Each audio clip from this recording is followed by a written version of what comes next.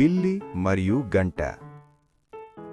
ఒకప్పుడు ఒక ధాన్యాల గోదాం దగ్గర ఉన్న పాత ఇంట్లో కొన్ని ఎలుకలు ఉండేవి. అవి చురుకైనవి, తెలివైనవి, ఎప్పుడూ ఆహారం కోసం తిరుగుతుండేవి. కాని వాటికొక పెద్ద సమస్య ఉంది. అదే ఒక పిల్లి.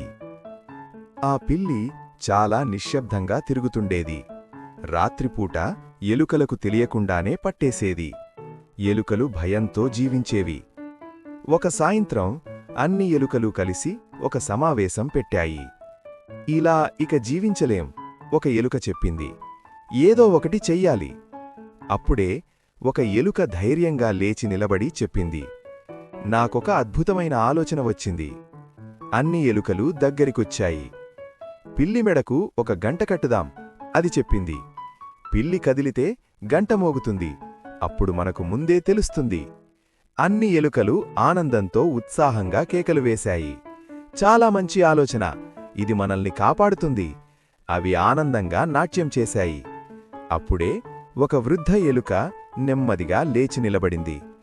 అక్కడంతా నిశ్శబ్దమయ్యింది.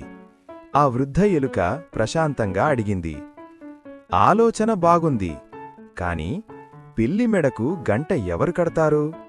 ఎలుకలన్నీ నిశ్శబ్దంగా నిలబడ్డాయి. ఎవ్వరూ సమాధానం చెప్పలేదు. ఎలుకలు ఒకర్నొకరు చూసుకున్నాయి. కొన్ని నేలవైపు చూశాయి, కొన్ని తలలు ఊపాయి. ఒక ఎలుక నెమ్మదిగా చెప్పింది, నేను కాదు, పిల్లి చాలా వేగంగా ఉంటుంది. మరొకటి చెప్పింది, నాకు నా కుటుంబం ఉంది, నేను ప్రమాదం తీసుకోలేను. అక్కడ నిశ్శబ్దం ఎక్కువైంది. అందరికీ ఒక విషయం అర్థమైంది. ఆలోచన చెప్పడం చాలా సులభం, కాని దాన్ని చేయడం చాలా ప్రమాదం. అప్పుడే ఆ వృద్ధ ఎలుక మళ్ళీ మాట్లాడింది. ఆలోచించడం ముఖ్యం అని చెప్పింది, కాని చేయడానికి ధైర్యం కావాలి. చేయని ఆలోచన కేవలం కల మాత్రమే. అన్ని ఎలుకలు అర్థం చేసుకున్నాయి. ఆ రాత్రి పిల్లి మెడకు గంట కట్టలేదు. కాని అవి తెలివిగా మారాయి. ఎప్పుడూ జాగ్రత్తగా ఉండడం నేర్చుకున్నాయి. అన్నీ కలిసి పనిచేశాయి. ప్రమాదం ఉన్న దారులు తప్పించుకున్నాయి.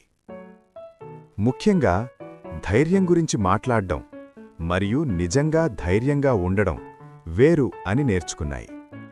ఆ రోజు నుండి ఎవరైనా ప్రమాదకరమైన ఆలోచన చెబితే ఎలుకలు ఇలా అడిగేవి, పిల్లి మెడకు గంట ఎవరు కడతారు? నీతి: సలహా ఇవ్వడం సులువు, బాధ్యత తీసుకోవడం కష్టం. చూసినందుకు ధన్యవాదాలు.